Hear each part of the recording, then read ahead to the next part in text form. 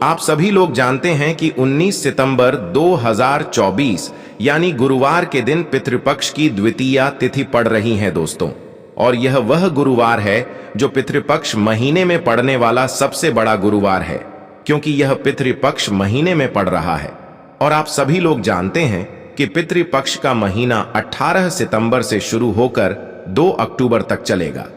गुरु जी ने कहा कि इस पितृपक्ष महीने का अपना एक अलग महत्व होता है। पितृपक्ष महीने में आपके पितर इस धरती पर आते हैं और अगर हम उनको प्रसन्न करने के लिए कोई भी उपाय करते हैं तो वह आपसे प्रसन्न हो जाते हैं। तो दोस्तों, इस गुरुवार के दिन आपको यह उपाय अवश्य ही करना चाहिए। और दोस्तों, आप सभी लोग जानते हो, गुरुवार का अगर सबसे बड़ा कोई उपाय है तो वह 2 चुटकी काला तिल वाला उपाय है। तो दोस्तों, इस गुरुवार द्वितीया के दिन आप लोगों को इस 2 चुटकी काला तिल वाला उपाय को जरूर करना है। बहुत सारे लोग होंगे जिन लोगों ने इस उपाय को ना किया हो, मतलब पूरा साल निकल गया, उन्होंने किसी भी दिन इस 2 चुटकी काला तिल वाला उपाय को ना किया हो। पर दोस्तों, आपके पास एक आखिरी मौका बचा हुआ है जो कि 19 सितंबर के दिन है। तो इस दिन आप लोगों को इस वाले उपाय को जरूर कर लेना है। भले ही आपने पूरे साल भर इस उपाय को ना किया हो, पर अगर आपने इस श्राद्ध पक्ष महीने की द्वितीय तिथि के दिन अगर इस वाले उपाय को कर लिया तो आपको इस उपाय को करने का वह फल मिलेगा जिसकी आपने कभी कल्पना भी नहीं करी होगी। इसीलिए आप लोग इस वाले उपाय को एक बार जरूर कर लेना, ताकि आप लोगों के हाथ से यह मौका ना जा सके और आपको इस उपाय को करने का फल मिल सके। दोस्तों, यह उपाय पंडित जी ने अपनी अब्बी की ही शिव महापुराण की कथा में बताया है, जिस उपाय को आज हम आपको बहुत अच्छे से समझाने वाले हैं। इस वीडियो को देखने के बाद इस उपाय को समझने के लिए आपको कोई और वीडियो को देखने की जरूरत नहीं पड़ेगी। तो चलिए दोस्तों, उपाय को शुरू करते हैं। देखिए, यह इस पितृपक्ष महीने के गुरुवार के दिन यह इतना खास होता है, इतना महत्वपूर्ण होता है, देखा गया है कभी कभी बड़े बड़े पूजा पाठ अनुष्ठान से जो मनोकामना पूर्ण नहीं होते, वह पितृपक्ष महीने के दिन एक छोटे से उपाय करने से ही आपकी मनोकामना पूर्ण हो जाती है। और बहुत सारे लोगों ने इस उपाय को किया भी है और उनको इस उपाय को करने का फल भी जरूर मिला है। अगर आप लोग भी इस उपाय को करना चाहते हैं तो आप इस उपाय को पहले अच्छे से समझ लेना, सुन लेना, उसके बाद करना। आपको इस उपाय का फल जरूर मिलेगा। और इस उपाय को कर लेने से आपके घर में चाहे किसी भी प्रकार की दुख और समस्या क्यों ना चल रही हो, आपको उसका कारण भी नहीं पता है कि भाई यह समस्या किस कारण से चल रही है। उसका कुछ भी कारण हो सकता है, जैसे पितृदोष हो सकता है या किसी भी तरह का मंगल दोष भी हो सकता है। तो इस दिन आप लोगों को एक चुटकी काला तिल वाला उपाय कर लेना है।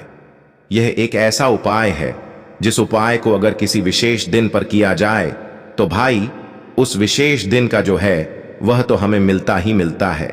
पर हमने उस दिन पर इस 2 चुटकी काला तिल वाला उपाय को किया है तो हमें उससे भी बड़ा फल मिलता है, और फल बहुत जल्दी मिलता है, क्योंकि आप इस उपाय को बहुत ही बड़े और विशेष दिन पर कर रहे हो। तो चलिए अब उपाय के बारे में बात करते हैं, लेकिन उससे पहले आप लोगों को यह जानना आवश्यक है कि आखिर यह उपाय किस समय करना है, किसको करना है और कैसे करना है। तो चलिए हम आगे आपको वीडियो में एक एक करके बता देते हैं। लेकिन उससे पहले अगर आप लोग हमारे चैनल पर नए हैं तो हमारे चैनल को सब्सक्राइब कर लेना और इस वीडियो को लाइक करके कमेंट बॉक्स में हम शिवाय जरूर टाइप कर देना। तो दोस्तों, इस 2 चुटकी काला तिल वाला उपाय को हमें इस गुरुवार द्वितीया के दिन कैसे करना है, किसको करना है, किस समय करना है और कहां पर करना है, यह सारे सवालों के जवाब आपको इस वीडियो में मिल जाएंगे। और जो यह वीडियो देखेगा भाई, उसको 2 चुटकी काला तिल वाला उपाय जरूर करना चाहिए, क्योंकि इस दिन काला तिल का भी बहुत ही बड़ा और विशेष महत्व होता है। और जब बात आ जाए 2 चुटकी काला तिल वाला उपाय की, तो यह सोने पे सुहागा वाली बात हो जाती है और यह एक बहुत ही बड़ा उपाय हो जाता है इस गुरुवार द्वितीया का।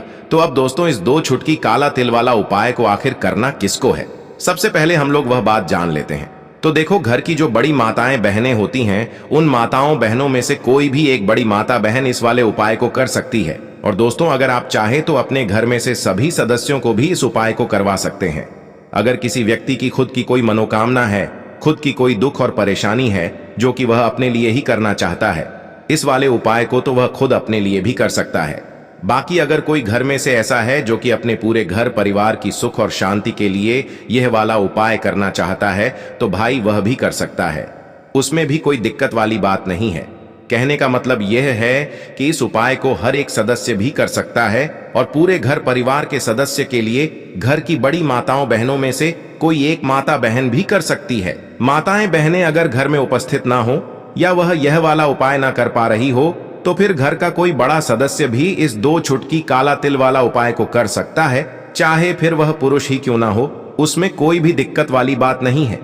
उसके बाद में दोस्तों जो अगला प्रश्न निकल कर आता है वह यह आता है इस उपाय को लेकर कि आखिर इस उपाय को हमें किस समय करना है, सुबह के समय करना है कि शाम के समय करना है। तो देखो, इस वाले उपाय को आप लोग सुबह के समय भी कर सकते हो और शाम के समय प्रदोष काल में भी कर सकते हो। अब अगर आप पूछो कि भाई साहब सबसे उत्तम समय कौन सा रहेगा इस 2 चुटकी काला तिल वाला उपाय को करने का, तो हम आपसे बस यही कहेंगे कि इस उपाय को आप सुबह के समय करेंगे तो ज्यादा बेहतर होगा। बाकी अगर शाम के समय भी करेंगे तो भी अच्छा होगा, उसमें कोई भी दिक्कत वाली बात नहीं है। तो अब दोस्तों जो अगली सबसे बड़ी और महत्वपूर्ण बात आती है वह यह आती है कि सुबह अगर हम उपाय को करेंगे तो हमें कितने बजे से ले कितने बजे तक के बीच में करना है, और शाम के समय प्रदोष काल में करेंगे तो हमें कितने बजे से लेकर कितने बजे के बीच में करना है। तो देखो, सुबह जितनी जल्दी हो सके आप उपाय को करने की कोशिश करना। बाकी अगर किसी कारणवश लेट भी हो जाओ, थोड़ी देर भी हो जाए, तो 10 या 11 बजे तक भी आप उपाय कर लेना, पर 12 बजे से ज्यादा देरी ना हो। ठीक है, इस बात का ध्यान रखना। उसके बाद में दोस्तों अगर शाम के समय प्रदोष काल की बात करें, प्रदोष काल का जो समय होता है वह शाम के 6 बजे से शुरू हो जाता है। मतलब शाम के 6 बजे से लेकर 7 बजे के बीच का जो समय होता है यह समय प्रदोष काल का समय होता है। पर अब इस उपाय को 7 या 8 बजे के बीच में भी कर सकते हो। मतलब शाम के 6 बजे से रात 8 बजे के बीच में आप कभी भी इस वाले उपाय को कर सकते हो, उसमें कोई भी दिक्कत वाली बात नहीं है। परंतु गुरुवार के दिन कोशिश करना कि समय के अंतर्गत ही कर लो। किसी कारणवश ना कर पाओ तो थोड़ा देरी से भी कर सकते हो, आपको उपाय का फल जरूर मिलेगा। अब यह जो पितृपक्ष के दिन होते हैं, इन दिनों में जब आप यह उपाय करेंगे जो हम आपको बताने वाले हैं, गौ माता से जुड़ा हुआ उपाय है। देखिए, गौ माता के अंदर हमारे पितरों का ही वास माना जाता है। गौ माता हो गई, कुत्ते हो गए, है ना, पेड़ों में बरगद का पेड़ हो गया, पीपल का पेड़ हो गया, इन सभी में हमारे पितरों का वास माना जाता है। पक्षियों में कौवा हो गया जिसके अंदर हमारे पितरों का वास माना जाता है। तो ऐसा समझ लीजिए कि जब भी जीवन में दुख बढ़ जाए, कष्ट बढ़ जाए, धन को लेकर आप परेशान रहने लगे, कर्जे जैसी समस्याएं जीवन में बढ़ रही हैं, आपके घर में संतान को लेकर बहुत दुख है, आप अपने घर के लड़ाई झगड़े से परेशान रहते हैं, घर में कोई ना कोई झगड़ा करता ही रहता है, आप सोच सोच कर परेशान रहते हैं कि कैसे घर में शांति आएगी, कैसे घर में सुख समृद्धि आएगी। अब ये समझ लीजिए कि अगर घर में लगातार झगड़ा लड़ाई यह चीजें आपको देखने को मिल रही हैं, घर में आपके कोई भी व्यक्ति सुखी नहीं है, कर्जा घर में लोगों के सर पे है, तो पितृ आपके कहीं ना कहीं नाराज हैं। देखिए, पितृ दोष जब घर में होता है ना, तो ऐसा नहीं कि आपको देखने से पितृ दोष दिखेगा। इसका आप अंदाजा लगा सकते हैं घर में होने वाली घटनाओं से, जैसे कि खाना आप खाते हैं या घर का कोई भी सदस्य खाना खाता है, अगर उस खाने में कहीं ना कहीं बाल निकलता है ना, या वह खाना गिर जाता है खाते खाते, तब भी आपके घर में पितृ दोष है, यानी पितृ आपके नाराज हैं।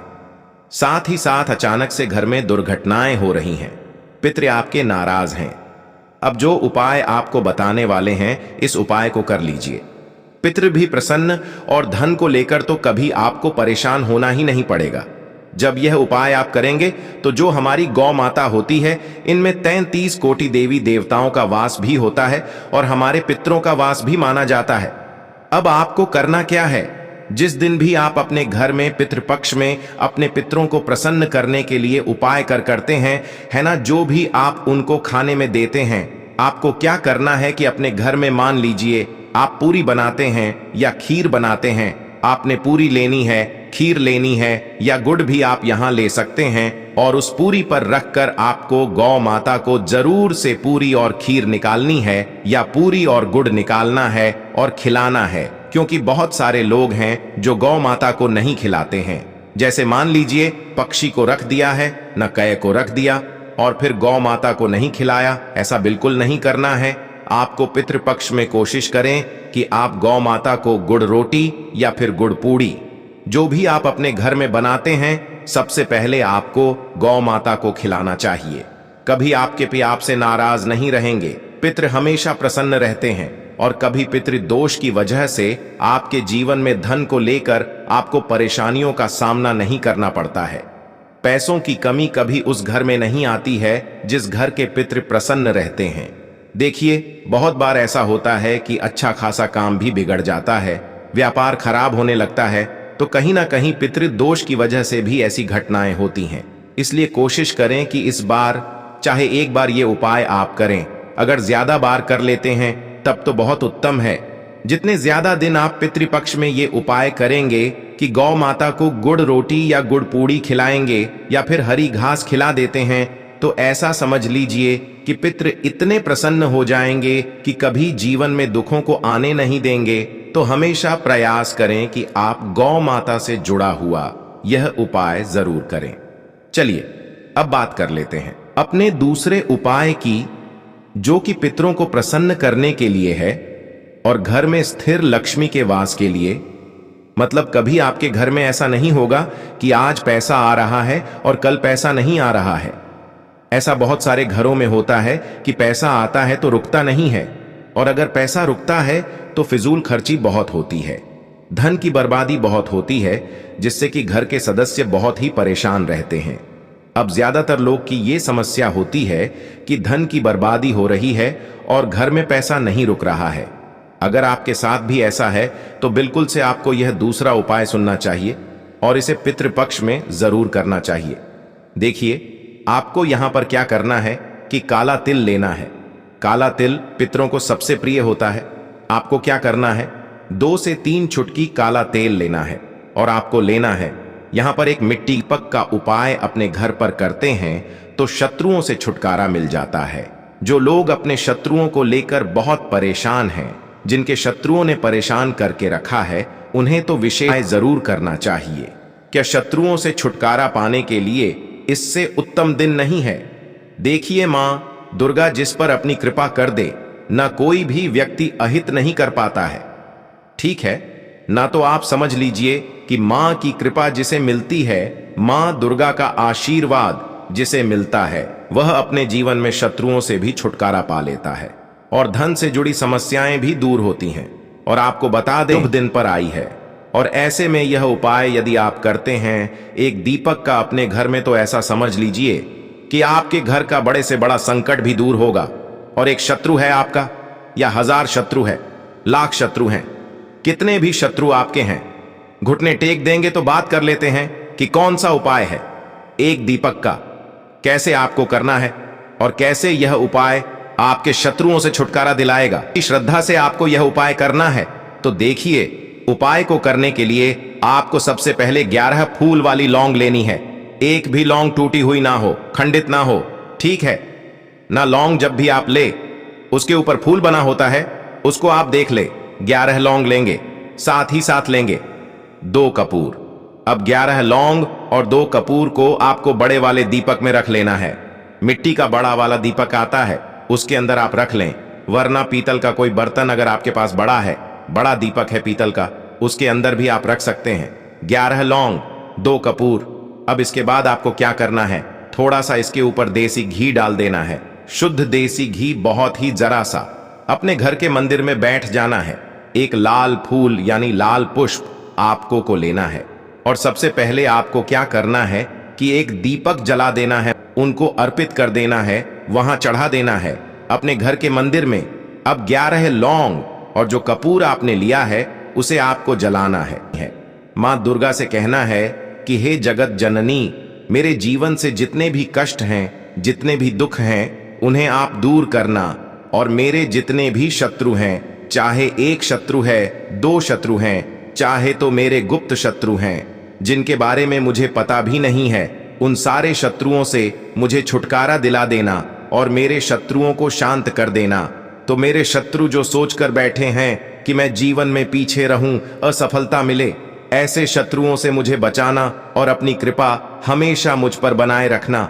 अब मुझे पता है कि आपकी कृपा होगी तो बड़े से बड़ा शत्रु भी शांत होगा, और मेरा शत्रु कितना भी ताकतवर क्यों ना हो, मेरा कुछ नहीं बिगाड़ पाएगा, क्योंकि आपकी कृपा मुझ पर होगी। तो मां से प्रार्थना कर लेना और 11 लौंग और 2 कपूर से मां की आरती कर देना। इतना उपाय करने मात्र से आप विश्वास मानिए, शत्रु चाहे आपके कितने दीपक, उसके अंदर आपको तिल का तेल डालना है या फिर सरसों का तेल भी आप डाल लें। अगर आपके पास तिल का तेल ना हो तो इसी के अंदर आपको 2 से 3 चुटकी काला तेल डालना है। और यह दीपक आपको कहां लगाना है? यह दीपक आपको लगाना है अपने घर के मुख्य द्वार पर। जैसे ही आप पितृपक्ष में यह उपाय करेंगे, मुख्य द्वार पर दीपक लगाएंगे, अपने पितरों से क्षमा याचना करेंगे, मां लक्ष्मी का ध्यान करेंगे, श्री हरि विष्णु का ध्यान करेंगे। ऐसा समझ लीजिए कि स्थिर रूप से मां लक्ष्मी आपके घर में आएंगी। कभी ऐसे घर को छोड़कर मां लक्ष्मी नहीं जाती है जिस घर के मुख्य द्वार पर दीपक जलाया जाता है। देखिए, दीपक तो मुख्य द्वार पर आपको हमेशा जलाना चाहिए, क्योंकि मां लक्ष्मी प्रतिदिन भ्रमण पर निकलती हैं शाम के समय, और जिस घर के द्वार पर दीपक जला होता है, हमेशा ऐसे घर में ही मां लक्ष्मी का वास होता है। हमेशा ऐसे घर में मां लक्ष्मी आती हैं और फिर कभी ऐसे घर को छोड़कर नहीं जाती हैं। दूसरी चीज कि तिल का जो महत्व होता है यह बहुत ही ज्यादा बढ़ जाता है। पितृपक्ष में तिल के तेल का दीपक जलाते हैं, या फिर आप सरसों के तेल का दीपक जो जला रहे हैं उसी में आपने 2 चुटकी तेल डाल लिया, तो ऐसा समझ लीजिए कि फिर आपके पितृ आपसे प्रसन्न होते हैं और कभी ऐसे घर पर कोई दुख, कोई संकट नहीं आता है। पैसे को लेकर तो पैसे की समस्याओं को दूर करना है, बैंक बैलेंस को बढ़ाना है और अपने घर में सुख समृद्धि दिलानी है, कलेश दूर करना है ना। तो ये बहुत ही उत्तम उपाय है। पितृपक्ष में जितने ज्यादा दिन ये उपाय कर लेंगे ना, उतना बहुत ही ज्यादा, ऐसा समझ लीजिए कि लाभ ही लाभ आपको यह उपाय देगा। चलिए अब बात कर लेते हैं अपने तीसरे उपाय की। जो लोग कहते हैं कि भाग्य ही साथ नहीं देता, जीवन में दुख ही दुख लिखे हैं, हर तरफ से जीवन में दुख आ रहे हैं, कष्ट आ रहे हैं, पैसों की समस्या आ रही है, घर में बीमारियां प्रवेश कर रही हैं, घर का लड़ाई झगड़ा बंद नहीं हो रहा है ना, बैंक बैलेंस नहीं बढ़ रहा है, कारोबार बिल्कुल चल नहीं रहा है, तो सारी तरह की समस्याएं आपके जीवन से दूर करते हैं महादेव, जो कि देवों के भी देव हैं। अब महादेव अगर किसी को आशीर्वाद दे दे और इनकी कृपा जिसको मिल जाए, उसके जीवन में कभी कोई संकट आने ही नहीं देते हैं। अब आपको बता दें कि जो उपाय आपको बताने वाले हैं, पितृ भी प्रसन्न हो जाएंगे। कुंडली में अगर कोई दोष है, कोई वास्तु दोष है, वह भी दूर हो जाएगा और महादेव ऐसा आशीर्वाद आपको देंगे कि जीवन में कभी कोई संकट, कोई दुख नहीं आएगा। सबसे बड़ी बात, अगर काम आपका बिगड़ता है, कोई भी काम करने जाते हैं बार बार बिगड़ जाता है, तब तो यह उपाय आपको जरूर से करना चाहिए। 2 चुटकी काला तेल लेना है, 1 लोटा जल लेना है, अपने घर का ही जल लेना है। बस यह चीज ध्यान रखें, 2 चुटकी काला तिल डालेंगे और यह लोटा या जो भी पात्र आपने लिया है, अपने घर से जल जिसमें भरा है, 2 चुटकी तिल डालकर महादेव की शिवलिंग पर आपको यह जल अर्पित करना है। अब यह उपाय जो व्यक्ति पितृपक्ष में करता है, उसकी कुंडली में अगर कोई दोष है वो दूर हो जाता है, भाग्य में दुख लिखे हैं वो दूर हो जाते हैं, कोई मनोकामना पूरी नहीं हो रही है, मनोकामना पूरी हो जाती है। पितृ भी अगर नाराज है ना, तो पितृ भी प्रसन्न हो जाते हैं। और देवों के देव महादेव जो है ना, कभी आपके जीवन में, कभी आपके धन पर कोई संकट नहीं आने देते हैं। हमेशा आपके जीवन में, आपके घर में सुख समृद्धि सब कुछ आती है। आप अपने जीवन में बहुत आगे जाते हैं। जब इस उपाय को करते हैं, सच्ची श्रद्धा से करेंगे तो उपाय सफल होगा और इसका चमत्कार आपको थोड़े दिनों के अंदर ही अपने जीवन में देखने को मिल जाएगा। तो महादेव की कृपा प्राप्त करना, ऐसा समझ लीजिए कि आने वाली पीढ़ियां भी सुख ही सुख देखती हैं जो उनकी कृपा प्राप्त कर लेता है। तो कोशिश करें कि महादेव को प्रसन्न करें और इस उपाय को सच्ची श्रद्धा से करें। महादेव अपने भक्तों के जीवन में कभी कोई दुख और संकट नहीं आने देते हैं। और पी आपके हमेशा प्रसन्न रहते हैं। जब आप इस उपाय को करते हैं तो दोस्तों यह थे पूज्य गुरुजी द्वारा बताए गए कुछ बहुत ही खास उपाय। अगर आपको जानकारी अच्छी लगी हो तो वीडियो लाइक करिए।